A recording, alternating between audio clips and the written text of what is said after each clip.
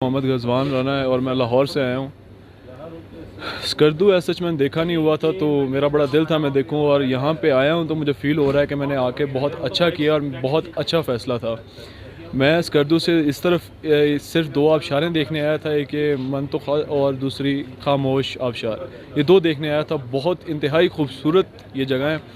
मैं हर किसी को रेकमेंड करूँगा वो ज़रूर देखें। इसके अलावा मुझे इंतज़ामिया से कुछ शिकायतें हैं जो मतलब हर नॉर्मल बंदे को होती हैं, जैसे कि रोड पे एज सच ना काम तो हुआ है, लेकिन बीच में कुछ कुछ जगहें हैं जो टूटी हुई हैं और लैंडस्लाइडिंग के कुछ पत्थर पड़े हुए हैं। उनकी प्रॉपर मेंटेनेंस होनी चाहिए रोड्स की, कि टाइम टू टाइम इनको हटाया जाए। सेकेंडली, इस सारी सड़क पे एक ना एक पेट्रोल पंप, कोई ना कोई पंक्चर की दुकान या फिर इस तरह करके कुछ ना कुछ होना चाहिए। ये बहुत मेजर चीज़ है हर टूरिस्ट के लिए। ये मिसिंग है, ये लाजमी होनी चाहिए, क्योंकि बहुत लंबा ये है दोनों के दरमियान फासला।